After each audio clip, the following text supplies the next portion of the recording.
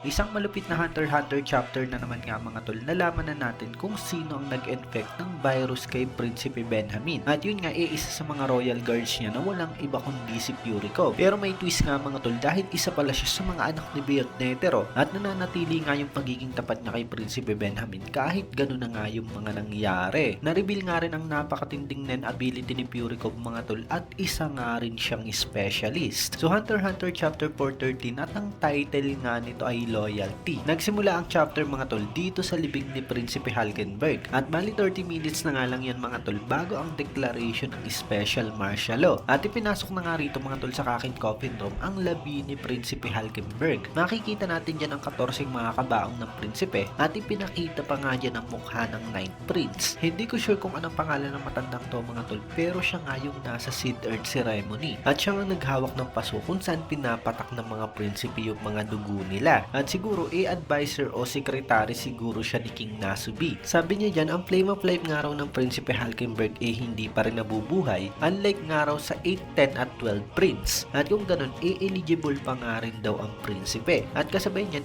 pinapakitang nakaburol na nga talaga dyan mga tol ang 12 prince na si Kacho. Sabi naman ni King Nasubi, as long as na nandyan within the body ang kaluluwa nito at may hanga rin pa rin na makuha ang trono ng succession war, talagang lumalaban nga raw ito. At tama nga talaga mga sinabi nila mga tol dahil buhay pa nga talaga ang kaluluwa ni Prinsipe Hulkenberg at nasa katawan nga ito ni Balsa Milko. At speaking of cut nga rito mga tol sa first prince at nagtataka nga talaga siya dyan mga tol dahil sa may gumagamit nga ng ability ng Ninth Prince. Imposibleng nga raw yun kaya naisip niya na maaaring ang namatay nga lang daw ang katawan nito. Meaning ang kaluluwa nga raw ni Hulkenberg buhay pa. At dito pinakita na talagang ginagawa nga ni Balsa Milko ang ability na yan ni Hulkenberg. At naisip niya ni Hulkenberg mga tol sa katauhan ni Balsa Milko na imposibleng magbalad kayo siya bilang leader at mapaniwala ang first prince. Pag nakaharap niya nga raw ito personally siguradong may expose yung mga action niya at yung way nga raw ng pagsasalita niya siguradong mahahalata na ibang tao siya. Kaya itetest niya nga raw ang bago niyang hypothesis at hahanapin niya ang tunay na nature ng capabilities at secret ng ability niya. At binitawan niya na nga dyan ang araw mga tol at sinabi niya na ang target nga nito ang first prince. Dito naman dahil sa naramdaman ni Prinsipe Benjamin ang ability nag-utos nga agad siya sa isa sa mga royal army. Sinabi niya magpadalang araw agad ng sundalo sa room 1008 at maring nandun nga raw ngayon ang sergeant na si Balsa Milko. Ang ibang nandun nga raw ang mga followers ng Ninth Prince at arestuhin daw lahat ng mga ito at magiging importanteng witness nga raw ang mga ito para sa kaso. Habang nangyayari yan, iniisip ni Benjamin ang ability ni Hulkenberg. Maring isa nga raw itong switch personality at na-explain nito kung bakit nagpakamatay si Shikaku. Pero mas importante nga raw ngayon si Balsa Milko at alam niya na nga na ang nasa katawan nito ang Ninth Prince. At ngayon daw na gumamit ito ng ability sino ba raw kaya ang target? Kailangan niya nga raw maintindihan agad-agad ang rule ng personality switching na yon dahil maaaring hindi nga raw talaga nila malaman kung nasaan ba talagang katawan si Hulkenberg. Pero kasabay nga niyan mga tol biglang naob at may matinding naramdaman nga ang first prince at napatingin at nagtaka nga dyan ang sundalo niya. Agad nga siyang nagpunta rito mga tol sa CR at talagang kakaibang karamdaman nga yung nararamdaman niya. Matinding sakit ng tiyan, lagnat, pagkahilo at masakit nga yung katawan niya. At nanlaki nga yung mata niya dyan at napatanong nga siya kung na-infect ba raw siya. At ang tinutukoy niya nga mga tol ang biochemical weapon nila, ang TSK-17 virus nila. Dito makikita natin na talagang nag-iisip nga siya. Ang symptoms nga raw ng virus mararamdaman matapos ang 6 na oras. At sa mga oras na yun, ang commander na si Balsa Milko nasa Ministry of Justice. Kaya imposible nga raw na si Hulkenberg ang may pakana. Ang virus nga raw na yun nasa isang container na mabubuksan lamang at ma-activate gamit ang special boots. At ang tanging makakagamit nga raw nun walang iba kundi ang mga special force nila. At ang range nga raw ng virus na yun nasa 2 meters lamang. Kung pinakawalan nga raw ito mula sa paa kumpara sa height niya, ang 100% hit rate nito pag nakaupo siya. At mula nga dyan may napagsuspetsyahan na nga siya mga tol sa kung paano siya na-infect. At napatanong na nga lang siya dyan kung yun na ba raw talaga yung exact moment. At dito chinek niya na nga rin yung vault kung saan nakatago ang TSK-17 virus. At naisip niya na walang ibang nakalabas kundi yung kinuha mismo ni Balsa Milko. Kaya mas napaisip siya na kung hindi TSK-17 virus ano itong nararamdaman niyang sintomas. Simple karamdaman nga lang daw kaya ito o di kaya naman pure coincidence lamang. At dagdag niya pa kailangan niya nga raw mag-isip pa ng mag-isip. Kung meron nga raw sa mga special guard niya ang nakakuha ng virus, bukod sa kanila ni Balsamilco, paano nga raw kaya ito na smuggled papasok ng barko? Maring isa sa Weapon Development Department ang nag-leak papunta sa isa niyang traidor na gwardya, pero kung nagpa-function nga raw perfect lang kanilang data security procedure, talagang kailangan nga raw ng utos sa napakataas na authority para ma-bypass ang lahat. Kaya kung ganun, ang salarin daw isa sa mga gwardya niyang direktang nagre-report sa nanay niyang si Unma. Siguradong ang Reyna nga raw ang may pakana at ibinigay ito sa traidor niyang gwardya. At dito mga tol, talagang kaharap na nga ni Prinsipe Benjamin ang tinutukoy niyang gwardya. Makikita natin ang orange yan mga tol at talagang handa na nga siya. At dito pinakita na ang gwardya nga na yan walang iba kundi si Purikov. At napakagaling mag-isip ni Benjamin mga tol, sa maikling oras na yun na-pinpoint niya kung sino sa mga gwardya niya. Kaya sabi niya ni Benjamin, kung iisa-isahin nga raw lahat, walang ibang matitira kundi yang si Purikov. Yang gwardya nga raw niyang yan ang siyang lumason sa kanya. Nakatayo nga lang dyan si Purikov mga tol habang patuloy ngang nagsalita si Benjamin. Tanong pa nga ng prinsipe, nakuha ba raw nito ang virus mula sa reynang si Unma? At kung kumampi na ba raw ito sa kapatid niya? Ano ba raw ang nagtulak niyan kay Purikov? Pera ba o posisyon? Sabihin nga raw nito mula sa huling hinanga niya, ano ba raw talaga ang nagtulak dyan kay Purikov? Mula nga dyan mga tol, nagsalita na nga finally ang gwardya. Sabi niya nga dyan, ang pag-traidor daw sa master niya imposible. Ang loyalty niya nga raw nasa state at sa first prince simula pa sa simula, at mananatili nga raw ang loyalty na yun hanggang nabubuhay siya. Pero totoo nga raw na siya ang nag-infect sa prinsipe ng TSK-17 virus. At ngayon ipapaliwanag niya raw kung bakit niya ito nagawa. Sabi niya ni Benjamin, mukhang pinili raw nito yung timing na siya lang talaga yung pagsosospetsahan, pero maaaring parte nga raw ito ng plano niya. Kaya pag mas tumindi pa nga raw ang suspetsya niya, ipapatayin niya agad dito kahit hindi pa ito tapos magpaliwanag. Pero sabi nga dyan ni Purikov, ang goal niya nga raw mapigilan ang gustong mangyari ng First Queen. At yun nga ang manalo ang 9th Prince na si Halkenberg.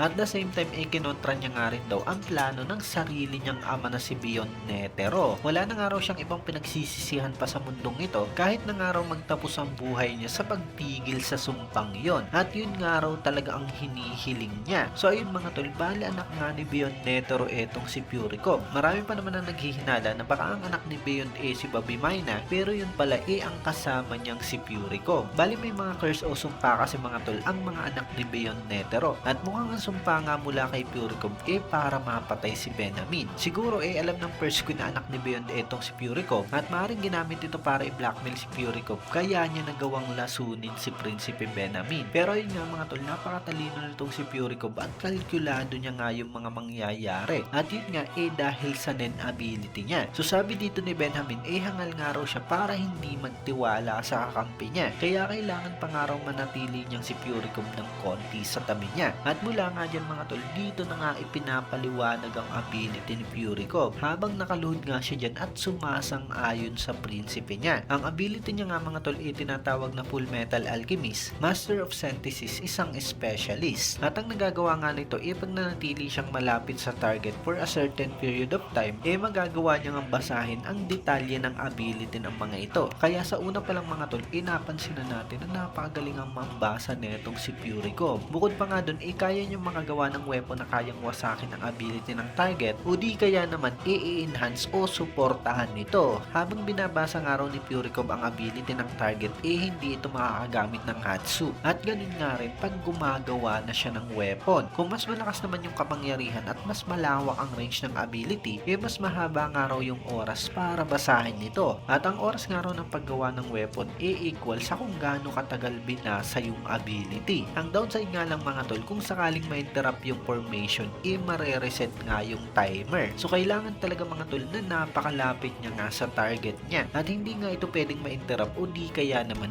mapalayo nga siya sa target habang binabasa niya yung ability. At siguro hindi niya talaga totally malalaman ang ability tulad kay Kurapika kung hindi niya talaga ito totally natapos basahin. At maaaring hindi niya pa talaga alam ang ability ni Kurapika mga tol, dahil kung di ako nagkakamali 2 hours nga lang yung session nila ng NEN. At maaaring mas matagal nga ron ang kailangang oras ni Purikov. Kasunod nga niyan mga tol, nag-announce na si Prinsipe Benjamin sa mga gwardya niya. Sinabi niya na si Prinsipe Charinich at Halkenberg ang dahilan kung bakit nanakaw at nagamit ang biochemical weapon. Ipaalam na nga raw ito sa lahat pati na sa mga private army. At sa oras na 2:15 PM magdedeklara na siya ng martial law. At kasabay niyan mga tol, inaisip niya na nababasa ni ni Purikov ang ability ng Guardian Spirit Beast niya. At pag kinonbine nga raw ito sa sarili niyang ability na Benjamin Baton, the Heir of the Star, siya nga raw mismo magiging spiritual pillar ng Great Kakin Tree na siya ang nagtatranscend sa Seed Urn Ceremony. At siya nga raw ang magiging divine guardian ng leader nito. Isa nga raw yung absolute authority na mas lampas pa nga raw sa status ng isang hari. Ang Succession War nga raw hindi lang battle of survival para makapili ng hari, kundi dyan nga raw mismo magsisimula ang unification ng buong mundo under sa Kakin. At after nga raw nun, mananatili ang pamilya ng Uiguro sa trono habang buhay. At ang guardian nga raw nito ang siyang magiging glorious umbrella na siyang matutunghayan nga ang lahat. Ang Succession War nga raw na ito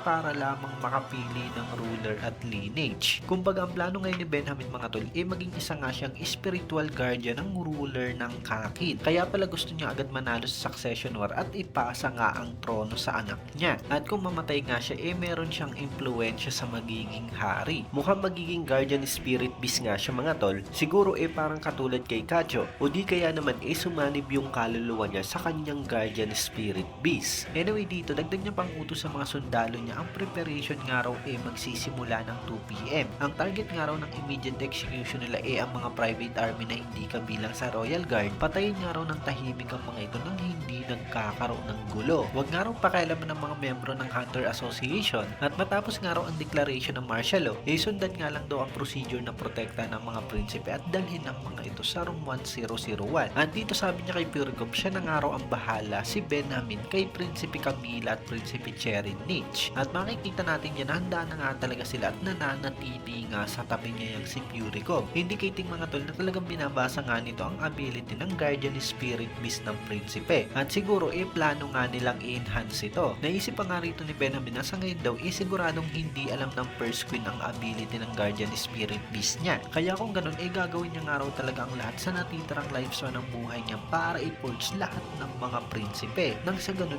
talagang siya nga raw ang maging susunod na successor. Sabi naman dito ni Purikov, ang location nga raw ngayon ng 13th Prince hindi pa rin alam, pero most likely nasa loob nga raw ito ng isang nen space na gawa ng Guardian Spirit Beast. Sabi ni Benjamin, makokontak nga raw ang mga ito via room phone at siguradong ang announcement nga raw malalaman ng mga yon. For the meantime, ipabaya nga raw muna nila ang 13th Prince sa Secretariat. Pero kung hindi nga raw ito makakarating sa room 001 ng 230, ipadala nga raw agad si Rihan. Bali si Rihan nga mga tol, yung isa sa mga Royal Army ni Benjamin na nagsasamon nga ng Nenbis na kayang kumain sa Nenbis ng mga prinsipe. Pero kailangan niya rin ng time para ma-analyze yung target niya. Anyway, dito naman naisip ni Benjamin ng kapatid niyang si Cherin Nitch. Under normal circumstances, torturing niya raw ito hanggang magmakaawang patay na. Pero sa ngayon nga raw, talagang hindi siya papayagan ng oras niya na gawin yon. Kaya talagang ipapaalala niya na nga lang daw kay Cherin Nitch ang mukha niya the moment na kinitil niya ang buhay nito. Grabe yung galit mga tol ni Benjamin kay Cherin Nitch, mas matindi pa nga sa galit niya kay Camila. Considering na ang dalawang prinsipe nga na yan mga tol,